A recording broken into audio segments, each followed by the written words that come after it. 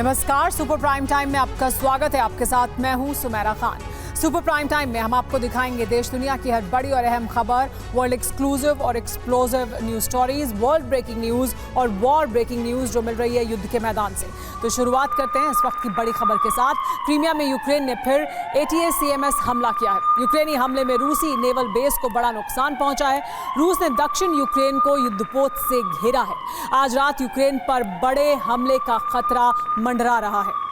बीते 48 घंटे से क्रीमिया लगातार दहल रहा है। क्रीमिया कोस्ट पर यूक्रेनी ड्रोन गदर कर रहे हैं। रूसी नौसेना के युद्धपोतों की बलि ले रहे हैं, उन्हें जल्द समाधि लेने पर मजबूर कर रहे हैं। और आपको बता दें, सिर्फ क्रीमिया ही नहीं बल्कि यूक्रेनी ड्रोन स्ट्राइक से दक्षिण पश्चिमी रूस के प्रांत, यहां तक कि राजधानी मॉस्को में कोहराम मचा हुआ है।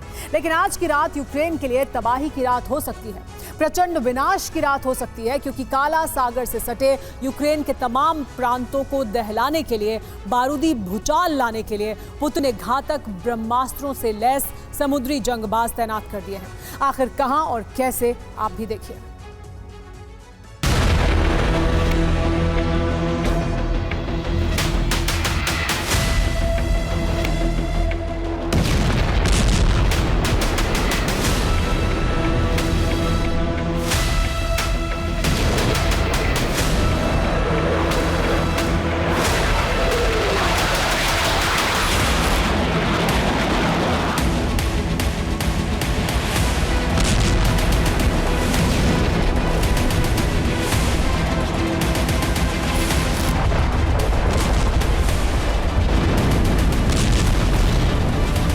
क्रीमिया दहन के तीसरे चरण का आगाज 5 जून की रात से शुरू हो चुका है।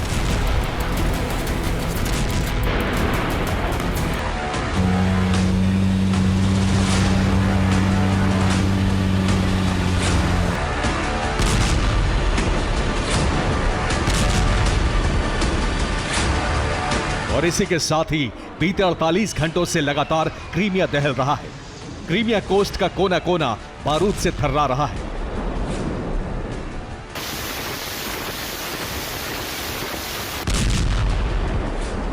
बीती रात भी क्रीमिया पर जबरदस्त अटैक हुआ। यूक्रेन के नेवल ड्रोन्स ने काला सागर में फिर से भीषण गदर मचाए।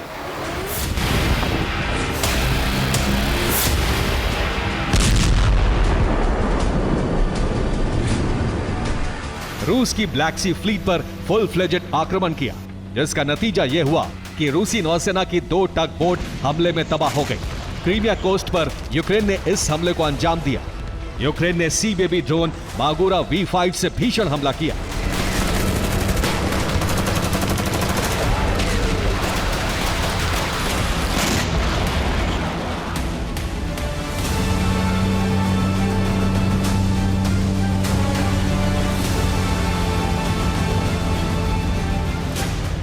नाइट विजन कैमरे से ली गई ये तस्वीरें यूक्रेन के कामिकाज़ी नेवल ड्रोन ने कैप्चर की। इन तस्वीरों में साफ देखा जा सकता है कि यूक्रेनी नौसेना का सी बेबी ड्रोन बड़ी तेजी के साथ समंदर में आगे बढ़ रहा है, वो भी क्रीमिया कोस्ट पर तैनात रूसी शिप की तरफ। चंद मिनटों बाद ही यूक्रेन के जल ड्रोन ने दक्षिण क्रीमिया में तैनात रूस की 2 टग बोट को सीधे हिट किया। बस फिर क्या, जोरदार धमाके के साथ आसमान में बारूदी गुबार उठने लगा।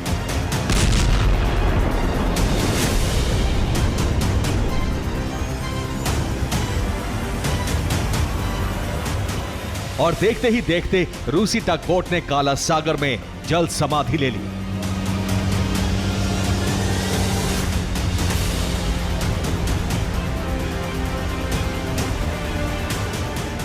हैरानी इस बात की है कि यह कोई पहला मौका नहीं है। जब से रूस यूक्रेन जंग का आगाज हुआ है, तब से लेकर अब तक ब्लैक सी में यूक्रेन कई रूसी युद्धपोतों की बलि ले चुका है।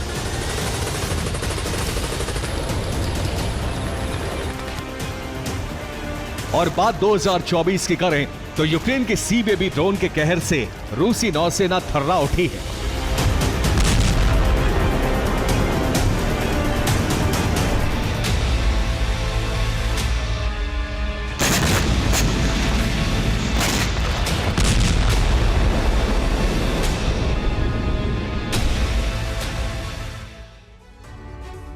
वैसे तो रूस यूक्रेन जंग को 2 साल से ज्यादा का वक्त हो चला है, मगर बात साल 2024 की करें तो यूक्रेन ने ताबड़तोड़ हमलों से ब्लैक सी में तैनात रूसी नौसेना को भारी नुकसान पहुंचाया है। 7 मई 2024 को यूक्रेन ने सी बेबी ड्रोन के जरिए रूसी नौसेना के 2 लैंडिंग शिप समंदर में तबाह किए। इस हमले से ठीक 24 घंटे पहले यानी 6 मई 2024 की रात यूक्रेनी नौसेना ने रूस के 22वें युद्धपोत को जलमग्न किया था। वहीं 21 अप्रैल 2024 को यूक्रेन ने मिसाइल हमला करके रूस के सपोर्ट नेवल बेस कोमुना को ध्वस्त कर दिया। इतना ही नहीं, 5 मार्च 2024 को यूक्रेन के हमले से रूस का पेट्रोलिंग युद्धपोत सर्गेई कोतोव डूब गया। इसके अलावा 14 फरवरी 2024 को सीजर कुनिकोव यूक्रेनी अटैक के बाद समंदर में जलमग्न हो गया। वहीं 1 फरवरी 2024 को इवानोवेट्स युद्धपोत ने भी काला सागर में जल समाधि ले ली। इसे भी यूक्रेन ने ड्रोन हमले में तहस नहस किया।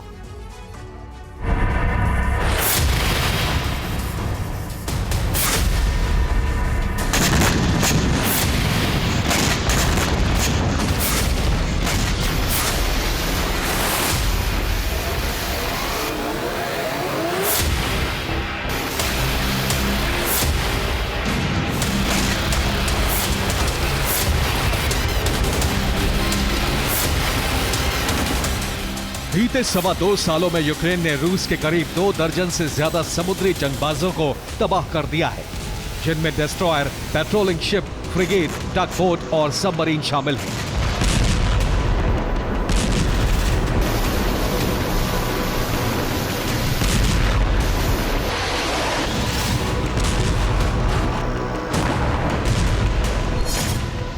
दावा तो यहां तक किया जा रहा है कि यूक्रेन ने रूसी ब्लैक सी फ्लीट के करीब 40% हथियार ध्वस्त कर दिए हैं, ताकि रूसी नौसेना की इस टुकड़ी में अफरा तफरी मचे।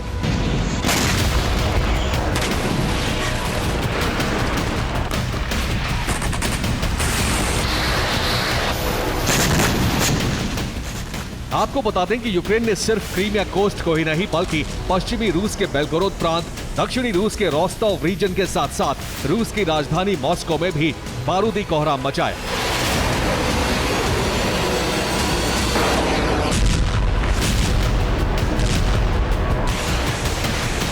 मीडिया रिपोर्ट्स की माने तो यूक्रेन ने रोस्टोव के सबसे बड़े पेट्रोलियम प्लांट पर हमला किया।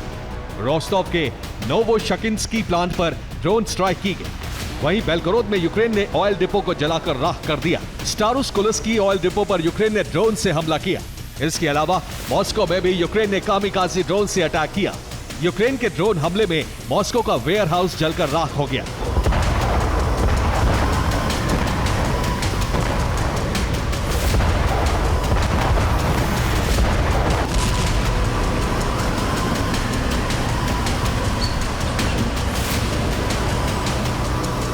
बीते 1 महीने में यूक्रेन क्रीमिया ही नहीं बल्कि पश्चिमी रूस समेत मॉस्को में ताबड़तोड़ हमलों को अंजाम दे चुका है।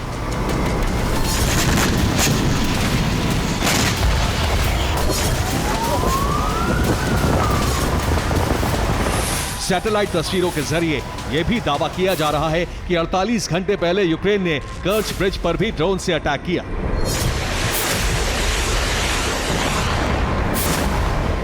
ऐसे में अब रूसी डिफेंस ने क्रीमिया समेत तमाम यूक्रेनी हमलों का इंतकाम लेने के लिए बारूदी ब्लूप्रिंट तैयार किया है। और जानते हैं, सबसे पहले पुतिन ब्रिगेड के टारगेट पर है ब्लैक सी से सटे यूक्रेन के तटीय इलाके।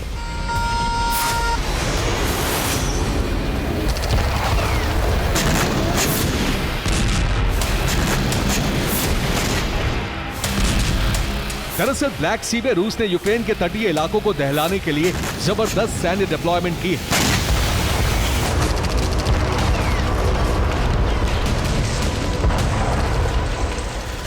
भारी तादाद में रूसी ब्लैक सी फ्लीट के जंगबाजों, जहाजों और सबमरीन को तैनात किया है, जिनमें शामिल हैं प्रोजेक्ट 22160 पेट्रोल शिप, वाइन class corvettes, Ropucha class landing ship, Ivan Gren class landing ship, Tapir class landing ship, kilo class submarine.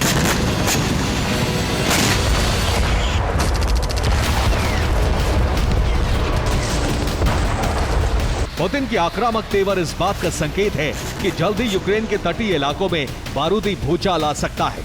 Odesa, Kherson जैसे यूक्रेनी प्रांत पुतिन के बारूदी ताप से राख हो सकते हैं।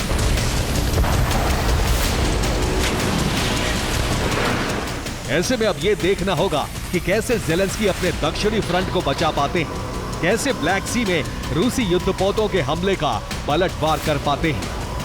Bureau report, TV9 Bharatvarsh. और इस वक्त की बड़ी खबर आपको बता दें, अवदिव्का में रूसी ब्रिगेड की भीषण ड्रोन स्ट्राइक हुई है। रूसी हमले में अमेरिका का अब्राम्स टैंक तबाह हो गया है। FPV ड्रोन हमले में ध्वस्त हुआ है 7वां अब्राम्स टैंक। US का ब्रेडले आर्मर्ड व्हीकल भी नेस्तनाबूद हो गया।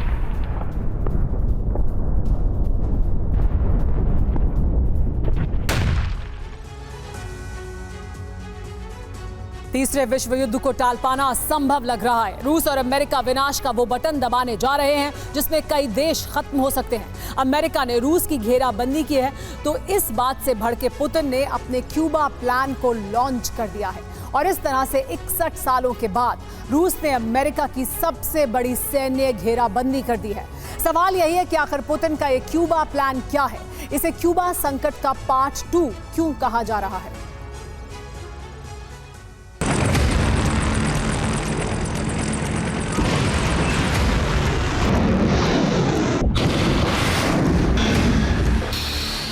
Идет влево, опознать цель.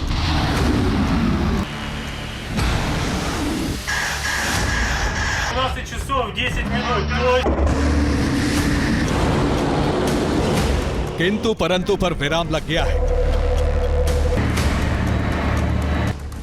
शक और शुबा खत्म हो चुका है। तीसरे विश्व युद्ध की शुरुआत होने जा रही है।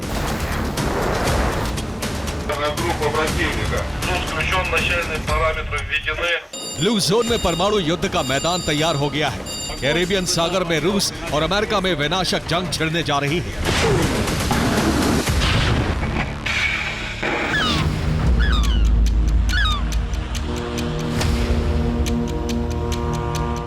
रूस और अमेरिका में यह महायुद्ध कहीं और नहीं बल्कि अमेरिका की सरहद के पास ही लड़ी जाएगी।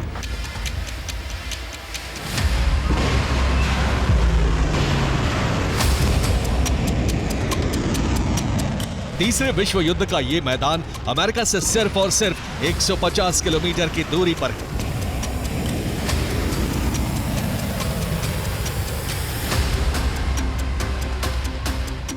तीसरे विश्व युद्ध की संभावना उस वक्त बहुत बढ़ गई जब रूस ने क्यूबा संकट के बाद अमेरिका की सबसे बड़ी घेराबंदी कर दी। रूस ने जिस तरह से अमेरिका को 1962 में घेरा था, उसी तरह उसने फिर से अमेरिका के खिलाफ चक्रव्यूह तैयार कर दिया है। पुतिन ने अमेरिका के बहुत पास कैरिबियन सागर में परमाणु हथियारों से लैस पनडुब्बी और युद्धपोत भेज दिए।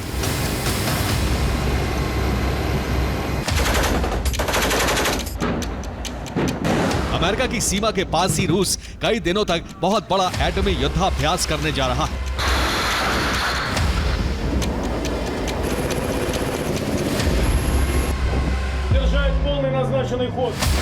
अमेरिका यूरोप में रूसी सीमा के पास मौजूद नेटो देशों फिनलैंड, एस्टोनिया, लातविया, लिथुआनिया और पोलैंड के जरिए रूस के खिलाफ मोर्चाबंदी कर रहा है। इस बात से क्रोधित पुतिन और उनकी सेना ने अमेरिका की सबसे बड़ी घेराबंदी कर दी है।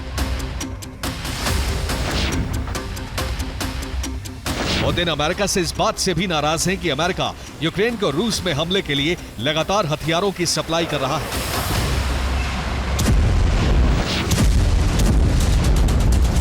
पुतिन ने भी घोषणा कर दी है कि अब रूस भी अमेरिकी नीति की तर्ज पर काम करेगा, मतलब वो भी अमेरिका के शत्रु देशों को मिसाइल और हथियार देगी।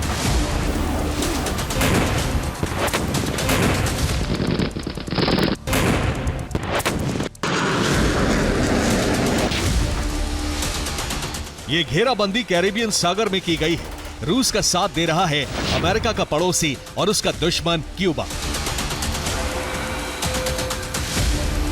वही क्यूबा जिसकी वजह से 61 साल पहले क्यूबा मिसाइल संकट बना था।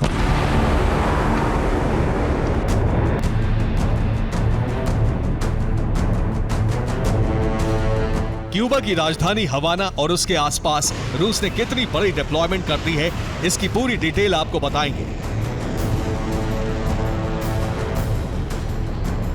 लेकिन उससे पहले यह समझना जरूरी है कि आखिर रूस की इस घेराबंदी को क्यूबा मिसाइल संकट क्यों कहा जा रहा है।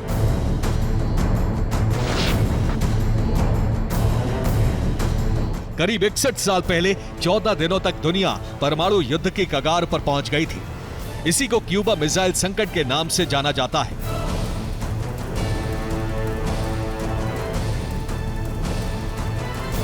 तब 14 अक्टूबर 1962 को अमेरिकन टोही विमान ने एक बड़ी जानकारी दी थी।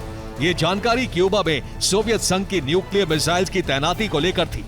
यह तैनाती अमेरिका से सुरक्षा के लिए नहीं बल्कि बदले की नीयत से की गई थी, क्योंकि अमेरिका ने रूस के खिलाफ ब्रिटेन, तुर्की और इटली में भी न्यूक्लियर मिसाइल्स तैनात की थी।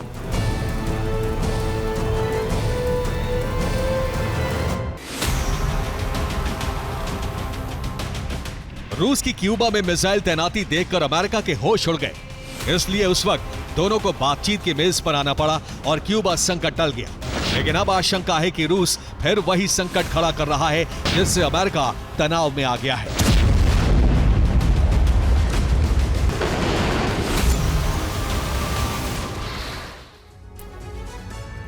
रूसी नेवी की डिप्लॉयमेंट क्यूबा की राजधानी हवाना में हो रही है। हवाना वो जगह है जो अमेरिका की मियामी से महज 150 किलोमीटर दूर है। रूस ने 61 साल बाद अमेरिका की इतनी बड़ी घेराबंदी की है। अमेरिका के पास क्यूबा में रूस की पनडुब्बियां और युद्धपोत पहुंच रहे हैं। क्यूबा के पास ही कैरेबियन सागर में रूस ने 7 एटमी सबमरीन भेज दिए हैं। इतना ही नहीं, रूसी नौसेना ने कई युद्धपोत और लड़ाकू विमान भी रवाना कर दिए हैं। अमेरिका से महज 150 किलोमीटर की दूरी पर रूस 12 जून से युद्धाभ्यास करने जा रहा है। ये वॉर ड्रिल 17 जून तक चलेगी। इसके जरिए रूस अमेरिका में हद में रहने की चेतावनी देगा।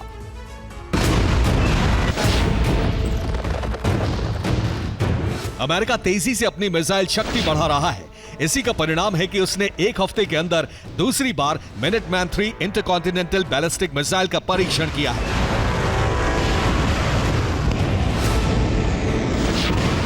ये तस्वीर उसी मिसाइल टेस्ट की है।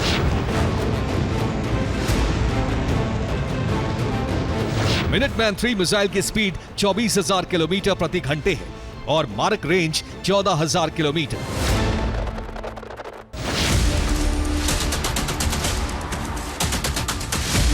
तैयारी और तैनाती दोनों तरफ से है।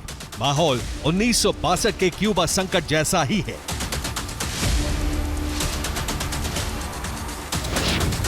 इसीलिए इसे क्यूबा संकट पार्ट 2 कहा जा रहा है। दुनिया एक बार फिर परमाणु विनाश के कगार पर खड़ी है। इस बार का यह परमाणु संकट टल पाएगा या नहीं, इसका पता आने वाले चंद दिनों में चलेगा। Bureau report, TV9 Bharatvarsh.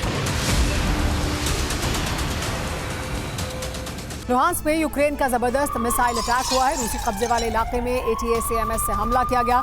Luhansk में यूक्रेन के 7 ATACMS मिसाइलें दाखिल। रिहायशी इलाकों में मौजूद इमारतों को नुकसान पहुंचा।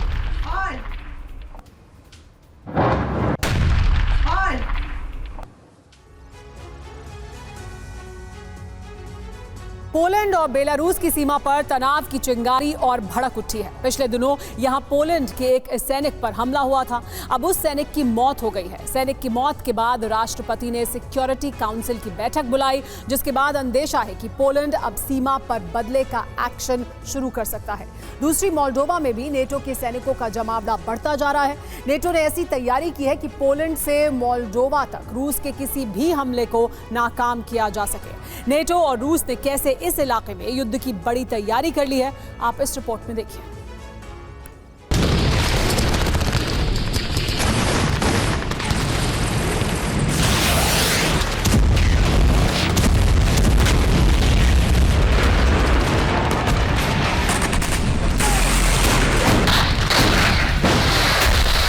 यूक्रेन और रूस की सीमाओं तक सिमटा युद्ध कभी भी दुनिया के कई और इलाकों को झुलसा सकता है।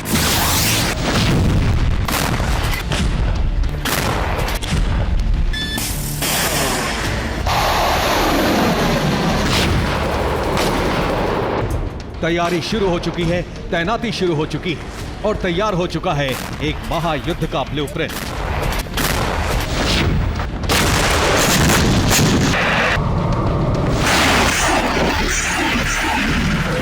जिसमें सैनिक, हथियार, राजनीति और दुश्मन को मात देने की पूरी प्लानिंग है।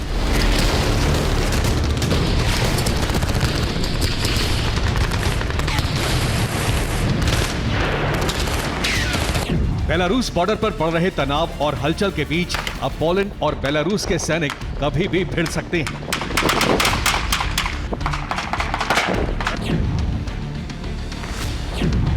इस तनाव की सबसे बड़ी वजह है पोलैंड के एक सैनिक की मौत। पोलैंड और बेलारूस की सीमा पर दोनों तरफ से सैनिकों की बड़ी तैनाती है।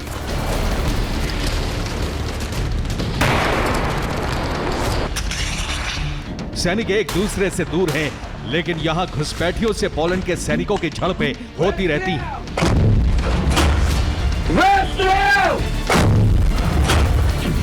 28 मई को सैनिक पर धारदार हथियार से हमला किया गया। हमला बेलारूस सीमा से पोलैंड में घुस रहे घुसपैठियों ने किया था। पोलैंड बेलारूस पर घुसपैठ कराने की साजिश का आरोप लगाता रहा है।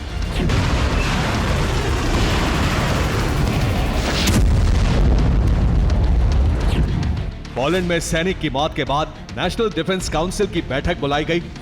बेलारूस और पोलैंड की सीमा पर तनाव लंबे समय से है, लेकिन अब पोलैंड ने अगर अपने सैनिक की मौत का बदला लेने वाला एक्शन लिया तो यहां भयंकर युद्ध छिड़ सकता है।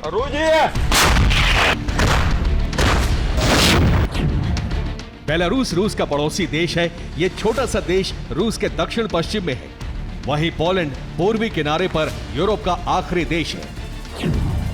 पोलैंड और बेलारूस के बीच करीब 400 किलोमीटर लंबा बॉर्डर है।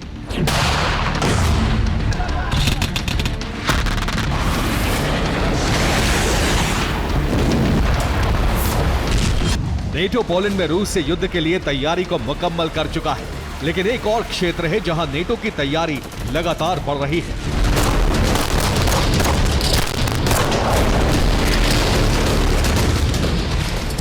नेटो सैनिकों की तैनाती मोल्दोवा में लगातार बढ़ती जा रही है। यहां मौजूद सेना युद्ध की तैयारियों में जुटी है। मोल्दोवा को लेकर गगोजिया लगातार रूस को चेतावनी दे रहा है। रिपोर्ट के मुताबिक मोल्दोवा में लगातार सैनिकों का आना जारी है। मोल्दोवा में विदेशी सैनिकों का भारी जमावड़ा है। मोल्दोवा में लगातार विदेशी सैनिक युद्धाभ्यास कर रहे हैं।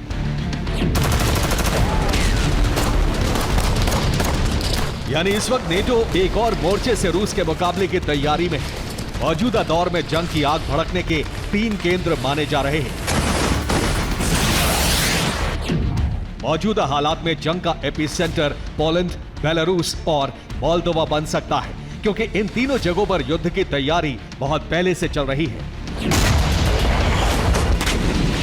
नेटो की पोलैंड और मोल्दोवा में तैनाती की वजह भी रूस ही है। रूस के लिए बेलारूस अब सिर्फ एक पड़ोसी देश नहीं बल्कि न्यूक्लियर ठिकाना भी बन चुका है। आपको दिखाते हैं कि बेलारूस और पोलैंड के बीच टकरार कैसे भविष्य में एटमी युद्ध का ग्राउंड बन सकता है।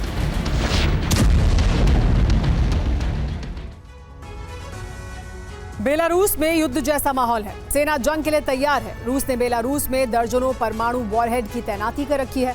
इस्कंदर मिसाइल भी मौजूद है, जिससे लंबी दूरी तक परमाणु हमला किया जा सकता है। इसके अलावा बेलारूस में रूस MiG-31 और सुखोई 24 फाइटर जेट्स की भी तैनाती कर रहा है, जबकि दूसरी तरफ पोलैंड में न्यूक्लियर हथियार तो नहीं है, लेकिन बेस बनाने का काम पूरा हो चुका है। यहाँ अंडरग्राउंड बंकर तैयार हैं, जहाँ परमाणु हथियार रखे जा सकते हैं। एटमी हथियारों की सुरक्षा का भी पूरा इंतजाम है। नेटो ने रूस पर दबाव बनाने के लिए बेलारूस की घेराबंदी बहुत पहले कर दी थी। यहाँ लिथुआनिया से हमले की पूरी तैयारी है। पोलैंड में भी नेटो सैनिक और नेटो के हथियार मौजूद हैं। तो वहीं यूक्रेन से भी बेलारूस के खिलाफ मोर्चा खोला जा सकता है, क्योंकि यूक्रेन में सैनिकों की बड़ी तैनाती है। फ्रांस ने यूक्रेन की हवाई ताकत को दोगुना करने वाला ऐलान किया है। फ्रांस यूक्रेन को देगा मिराज फाइटर जेट। फ्रांस से यूक्रेन को मिराज 2005 की सप्लाई की जाएगी। मिराज 2005 में after burning turbo fan engine है, जो इसे 95.1 किलोट्यून की ताकत देता है। इसी ताकत की वजह से ये अधिकतम 2336 किलोमीटर प्रति घंटे की रफ्तार से उड़ान भरता है। एक फ्यूल टैंक भरने पर 1550 किलोमीटर तक की उड़ान भर सकता है। मिराज को न्यूक्लियर हमले में सक्षम माना जाता है।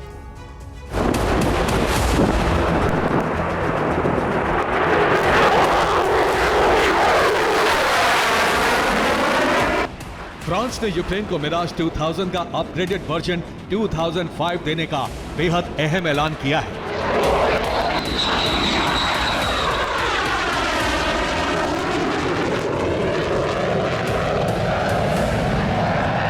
ये फ्रांस के नॉर्मैंडी शहर की तस्वीरें हैं। यहां दूसरे विश्व युद्ध के सबसे बड़े सैन्य अभियान डी डे की 80वीं वर्षगांठ मनाई गई है।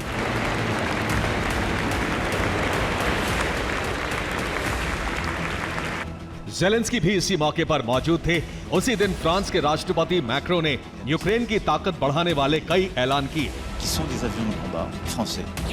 फ्रांस यूक्रेन के पायलट्स को ट्रेनिंग भी देगा। फ्रांस में यूक्रेनी सैनिकों की ट्रेनिंग जल्द शुरू होगी।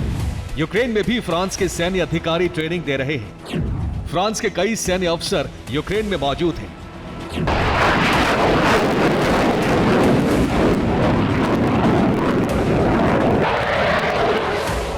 रूस के लिए चिंता की बात यह है कि मिराज की रफ्तार बेहद तेज है और हवा से लेकर जमीन और समुद्र में भी यह प्रहार कर सकता है।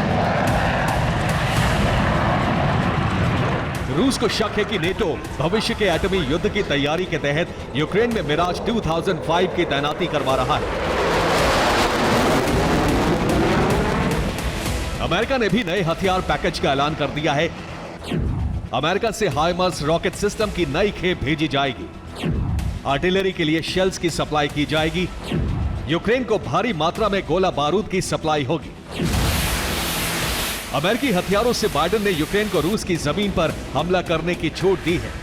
बाइडेन ने एक इंटरव्यू के दौरान कहा, यूक्रेन रूस में 320 किलोमीटर दूर तक हमले कर सकता है। कुल मिलाकर रूस के 2,50,000 स्क्वायर किलोमीटर के इलाके तक यूक्रेन को प्रहार की छूट है। रूस के भीतरी इलाके या राजधानी पर हमले की इजाजत नहीं है। बाइडेन ने ऐसा इसलिए कहा है क्योंकि यूक्रेन को वहीं तक नेटो के हथियारों के इस्तेमाल की छूट दी गई है जहां से यूक्रेन पर गोलाबारी हो रही है, या फिर जहां यूक्रेन पर हमले के लिए रूस की सेना जमा हो रही है। हालांकि F-16 और मिराज जैसे फाइटर जेट आने पर इस इजाजत के मायने बहुत कम रह जाएंगे।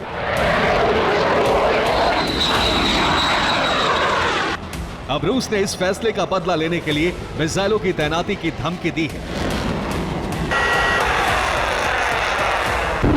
अमेरिका ने क्यूबा में बढ़ रही तैनाती को इसी का बदला माना जा रहा है। लेकिन इससे पहले पोलैंड बॉर्डर पर सरगर्मियां तेज हैं।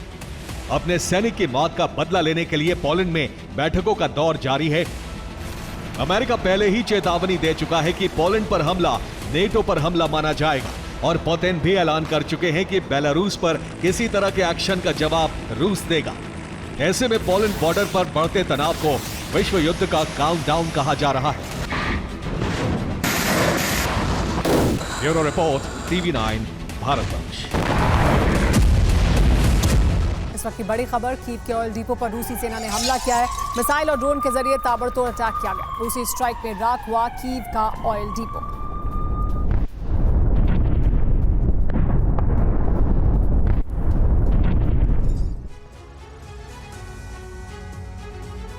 उधर अरब युद्ध की आग बहुत ही खतरनाक रूप ले चुकी है। पुतिन ने जो कुछ किया है उससे लाल सागर के साथ साथ इजराइल की धरती पर जलजला आ गया है। रूस ने हूती और हिजबुल्लाह को सीक्रेट तरीके से हमले के लिए हथियार भेज दिए हैं। इससे उत्साहित ईरानी प्रॉक्सी ने विनाश का नया अभियान लॉन्च कर दिया है। हिजबुल्लाह ने सीरिया, इराक और यमन से बड़ी तादाद में लड़ाकों को बुला लिया है। इन लड़ाकों के जरिए इजराइल में घुसकर धावा बोलने का प्लान है।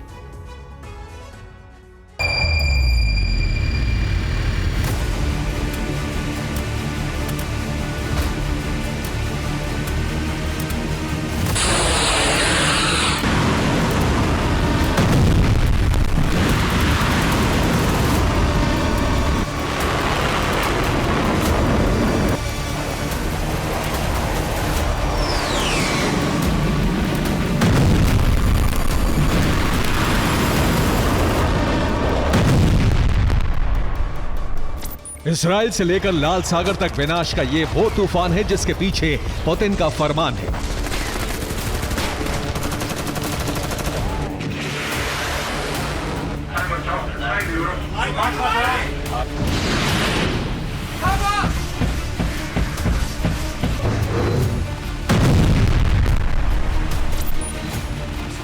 पुतिन के आशीर्वाद से ईरानी प्रॉक्सी बलवान हो गए हैं। ईरानी प्रॉक्सी के ये हमले इस बात का प्रमाण है।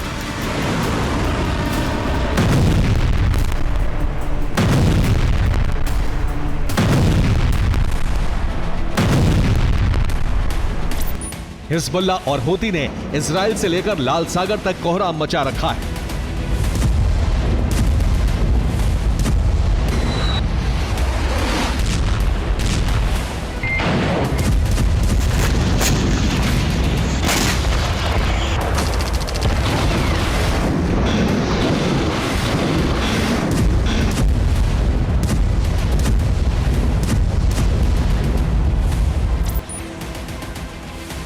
आधी रात को हिजबुल्लाह ने इतने रॉकेट वज्रपात किए कि उत्तरी इजराइल दहल गया।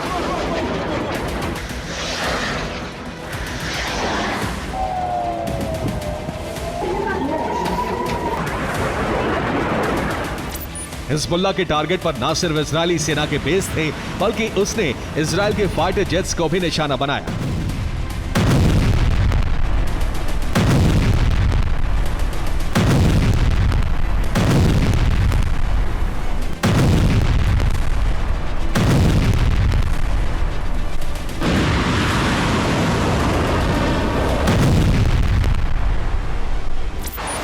हिजबुल्लाह ने पहली बार ईरान की सैयद मिसाइल से इजराइल के F-16 को तबाह करने की कोशिश की। हिजबुल्लाह का यह हमला कामयाब तो नहीं हुआ, लेकिन इजराइल के लड़ाकू विमान पर अब बड़ा खतरा मंडराने लगा है।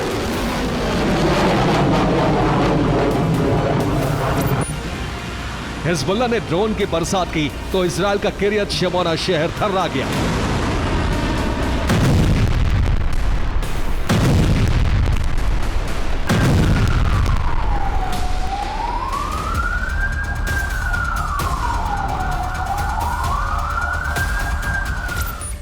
इतना ही नहीं, हिजबुल्लाह ने इजराइल के अल बगदादी मिलिट्री साइट पर भी बुरगान मिसाइलों से धावा बोला। हमले में इजराइल के कई सैनिकों के मारे जाने की रिपोर्ट है।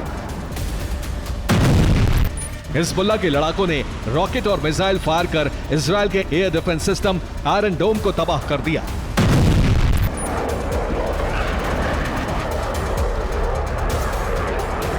हिजबुल्लाह के हमलों से गुस्साई इजरायली सेना ने लेबनान में बड़ा ऑपरेशन लॉन्च कर दिया। लेबनान में हिजबुल्लाह के ठिकानों पर इजरायली फाइटर प्लेन ने भीषण बमबारी की। आईडीएफ के मुताबिक उसने लेबनान में हिजबुल्लाह के ठिकानों, मिसाइल लॉन्च साइट, हिजबुल्लाह से जुड़े वाहन को टारगेट किया। हमले में हिजबुल्लाह को बहुत बड़ी चोट पहुंची है। रिपोर्ट के मुताबिक इजराइल ने हिजबुल्लाह के 11 ठिकानों को तबाह कर दिया। हिजबुल्लाह के 2 दर्जन से ज्यादा लड़ाके मारे गए हैं।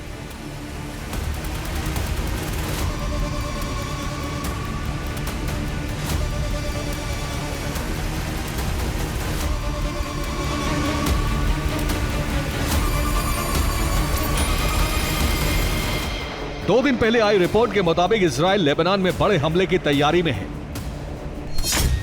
इससे निपटने के लिए हिजबुल्लाह ने यमन, सीरिया और इराक से बड़ी तादाद में लड़ाके बुला लिए हैं। हिजबुल्लाह ने इन जंगबाजों को इजराइल में घुसपैठ करवाकर भीषण पलटवार करने की प्लानिंग की है।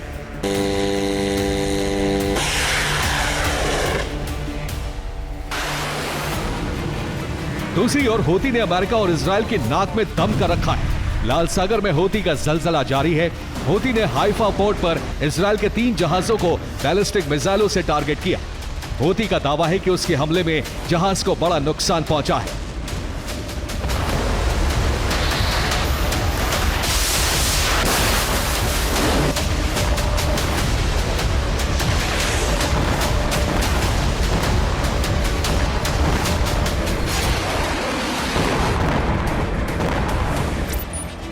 हूती के साथ अब इराक का इस्लामिक रेजिस्टेंस भी आ गया है।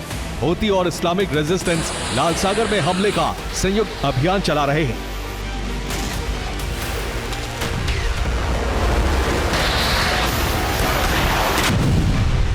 हूती ने यह भी ऐलान किया है कि रूस की मदद के बाद वो कई महीनों तक युद्ध के लिए तैयार है। हूती चीफ ने कहा है कि हमारे टारगेट पर अमेरिका का आइजनहावर बेड़ा है।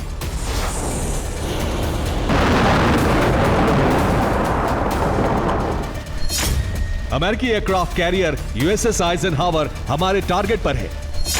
ये हमें जहां भी दिखेगा हम इस पर हमला करेंगे। हूती की इस धमकी के बाद अमेरिका ने लाल सागर से आइजनहावर बेड़े को हटा लिया है। अब इसे सऊदी की ओर रवाना कर दिया गया है, लेकिन अमेरिका का ये एयरक्राफ्ट कैरियर अब भी हूती की रेंज में है।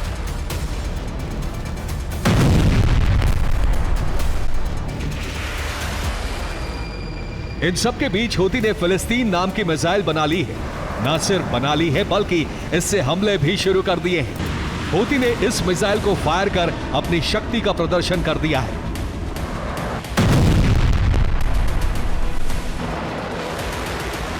हूती और हिजबुल्लाह का जो विध्वंसक रूप दिख रहा है वो पुतिन की मदद की वजह से है। ईरानी प्रॉक्सी के जरिए पुतिन अरब में विनाश की बड़ी आग लगाना चाहते हैं, इसीलिए वो लगातार ईरानी प्रॉक्सी को मदद देकर उन्हें शह दे रहे हैं।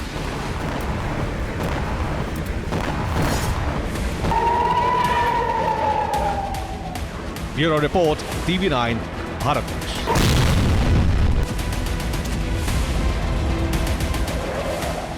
इस वक्त की बड़ी खबर, पूर्वी रूस के मगादन प्रांत में भीषण हादसा हुआ है। आगजनी के बाद गैस डिपो में धमाका हुआ।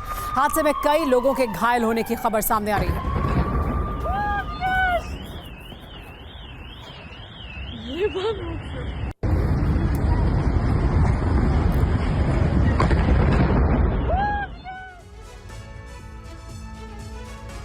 पेरिस ओलंपिक को लेकर लगातार अलर्ट जारी हो रहे हैं। फ्रांस के सतर्क होने के बाद से कई संदिग्धों की गिरफ्तारी हुई है। सोमवार को भी विस्फोटक के साथ एक शख्स को पकड़ा गया था। अब जानकारी ये सामने आई है कि विस्फोटक के साथ होटल में मौजूद शख्स रूस का पूर्व सैनिक है। नॉर्मंडी डे पर धमाके की साजिश तो नाकाम हो गई, लेकिन FBI के एक पूर्व ऑफिसर ने चेतावनी दी है कि रूस ओलंपिक के दौरान भी बड़े हमले करवा सकता है। पुतिन के लिए फ्रांस से बदला लेने के लिए ओलंपिक एक बड़ा मौका है।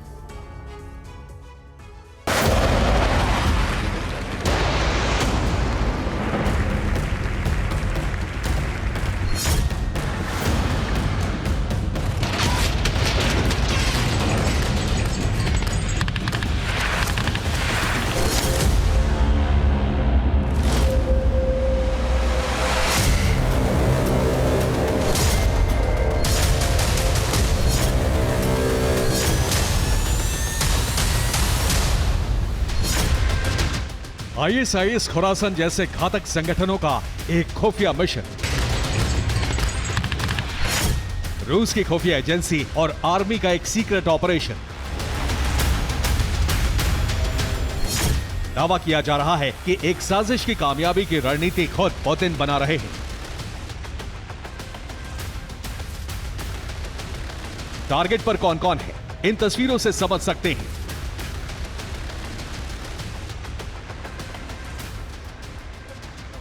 तस्वीरें फ्रांस की हैं, जहां 6 जून को D-Day सेलिब्रेट करने के लिए दुनिया के कई बड़े नेता जमा थे। लेकिन इससे पहले जो हुआ उसने फ्रांस की सुरक्षा एजेंसियों के होश उड़ा दिए। एक होटल से एक संदिग्ध को पकड़ा गया। पकड़े गए शख्स से विस्फोटक बरामद किया गया। खुलासा हुआ कि पकड़ा गया संदिग्ध रूस की सेना में 2 साल रह चुका है। रूस की सेना का एक जवान क्या करना चाहता था, इसका अंदाजा इसी बात से लगाया जा सकता है कि उसने दुनिया के तमाम बड़े नेताओं के आने से पहले विस्फोट की बड़ी तैयारी की थी। होटल के एक कमरे में विस्फोटक को छिपाया गया था। विस्फोटक का नाम मदर ऑफ सैटर्न है। ISIS के आतंकी इसका इस्तेमाल करते हैं। मदर ऑफ सैटर्न से बड़ा विस्फोट मुमकिन है। नॉर्मंडी डे पर बड़े धमाके की साजिश तो नाकाम रही, लेकिन अब फ्रांस को यकीन हो गया है कि पेरिस ओलंपिक के दौरान फ्रांस में बड़ी अनहोनी हो सकती है। ओलंपिक में आतंकी हमले को लेकर पहला अलर्ट इजरायली खुफिया एजेंसी मोसाद ने भेजा था।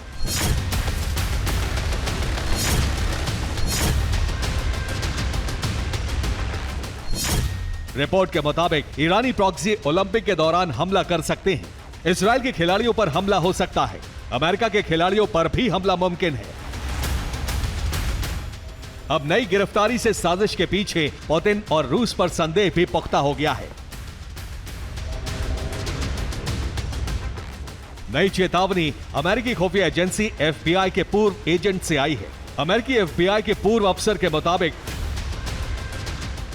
फ्रांस में रूस की खुफिया एजेंसी हमला करवा सकती है। नकली पासपोर्ट से कई रूसी एजेंट फ्रांस आ सकते हैं। रूस ओलंपिक के दौरान पेरिस में बड़े हमले करवा सकता है। FBI के पूर्व अफसर को लगता है कि रूस ओलंपिक के दौरान पेरिस के मेट्रो सेवा को ठप करवा सकता है।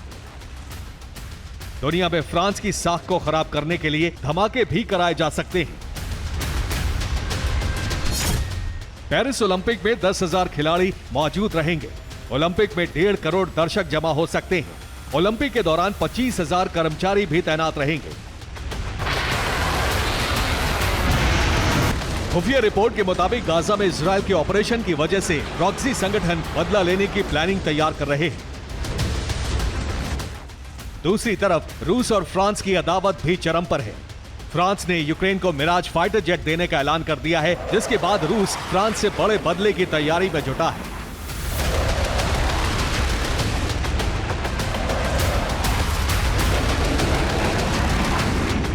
रूस अब हिजबुल्लाह और दूसरे प्रॉक्सी संगठनों को भी हथियार की सप्लाई कर रहा है।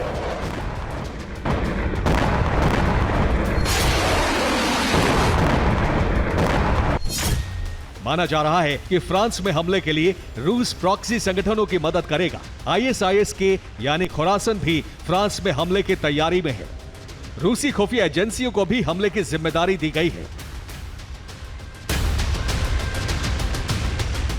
फिलहाल पकड़े गए रूसी एजेंट से पूछताछ चल रही है। उम्मीद है कि पूछताछ के दौरान दूसरे एजेंट्स के बारे में भी जानकारी मिलेगी और कुछ और लोग पकड़े जाएंगे। फिलहाल FBI और मोसाद जैसी एजेंसियों ने फ्रांस को लेकर स्पेशल ऑपरेशन की शुरुआत की है। फ्रांस से लगातार खुफिया खबरों को साझा किया जा रहा है। ओलंपिक के दौरान मोसाद और अमेरिकी एजेंसियों की भी पेरिस में तैनाती हो सकती है। खासकर फ्रांस ने इजरायली और अमेरिकी खिलाड़ियों को फुल प्रूफ सुरक्षा देने की तैयारियां शुरू कर दी हैं। Bureau report TV9 Bharatvarsh. Gaza में जारी खूनी संघर्ष हर नए दिन के साथ भयावह होता जा रहा है। इस बार IDF ने सेंट्रल गाजा को निशाना बनाया। सेंट्रल गाजा के स्कूल और रिफ्यूजी कैंप पर मिसाइल हमला किया, जिसमें दर्जनों लोग मारे गए। जहां एक तरफ इस हमले के बाद इजरायल और अमेरिका के खिलाफ ग्लोबल विरोध हो रहा है, तो वहीं नेतन्याहू ने भी गाजा की तबाही तक हमले न रोकने का प्रण किया है। आखिर क्यों, देखिए।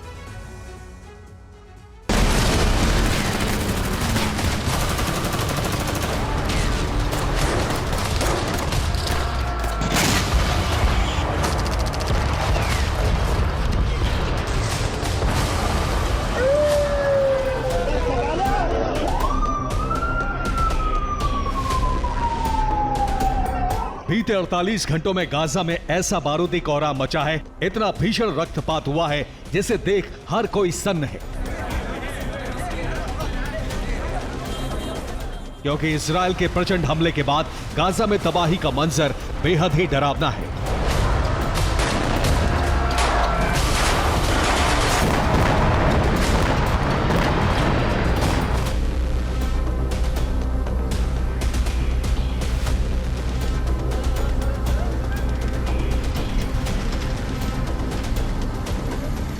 दरअसल 5 मई की रात IDF ने गाजा के 2 अलग अलग ठिकानों पर हमला किया। IDF का पहला अटैक सेंट्रल गाजा के नुसीरात शिविर स्कूल पर हुआ, तो वहीं इजरायली ब्रिगेड ने सेंट्रल गाजा के अल बुरेज रिफ्यूजी कैंप पर भी विध्वंसक हमला किया।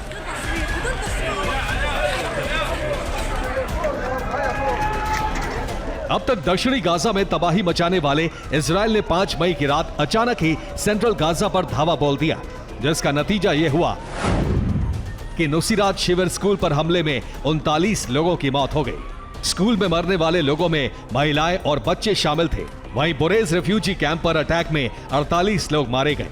दावा है कि IDF ने अमेरिकी मिसाइलों से हमले को अंजाम दिया। गौर करने वाली बात यह है कि सेंट्रल गाजा के जिस स्कूल पर इजरायल ने मिसाइल से धावा बोला, दरअसल उसका संचालन यूनाइटेड नेशन के पास था। बस फिर क्या, UN स्कूल और रिफ्यूजी कैंप पर हमले के बाद दुनिया के कई देश भड़क गए। इजरायल के नए नरसंहार का ग्लोबल विरोध शुरू हो गया। जिनेवा में इंटरनेशनल लेबर कॉन्फ्रेंस में जिस वक्त इजरायली प्रतिनिधि भाषण दे रहे थे, उस दौरान कई लोगों ने इस भाषण का बॉयकॉट किया और कॉन्फ्रेंस बीच में ही छोड़ दी। दरअसल इजरायल के नुसीरात शिविर स्कूल में 30 से ज्यादा हमास आतंकियों के होने का दावा था और इसी के तहत नुसीरात शिविर स्कूल पर मिसाइलों की बारिश की गई। हमला इतना विस्फोटक था कि स्कूल की इमारत जमींदोज हो गई। हमले के बाद चारों तरफ चीख पुकार और मातम फैल गया। अस्पतालों में भी लाशों का ढेर लग गया। ठीक ऐसा ही मंजर रेफ्यूजी कैंप में भी देखने को मिला। आईडीएफ के हमले में रेफ्यूजी कैंप की इमारत ध्वस्त हो गई। इसी नरसंहार के चलते दुनिया भर में कोहराम मच गया, क्योंकि इजरायल ने गाजा को दहलाने के लिए अमेरिकी हथियारों का इस्तेमाल किया।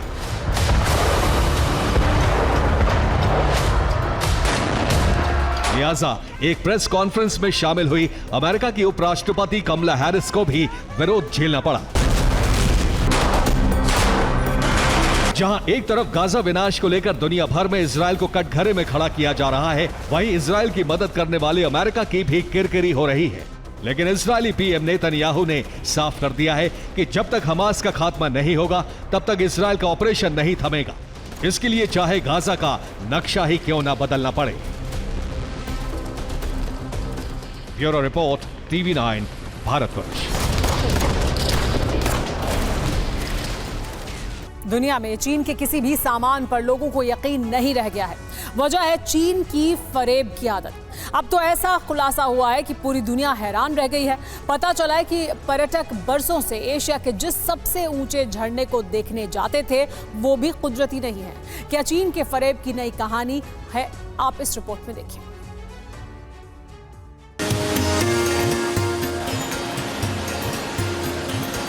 आंखों को सुकून देने वाला चीन का एक खूबसूरत वाटरफॉल। बरसों से चीन की शान और पर्यटकों के आकर्षण का केंद्र रहा है ये झरना।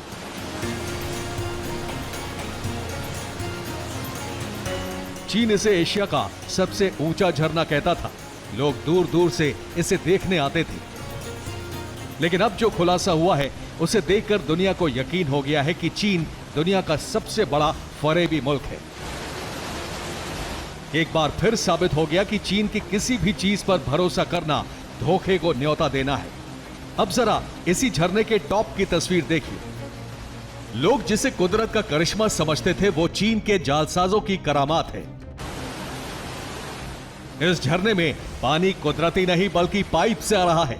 इसका खुलासा कभी नहीं होता, लेकिन एक आदमी ने शिद्दत से मदद की और पर्वत की चोटी पर जा पहुंचा।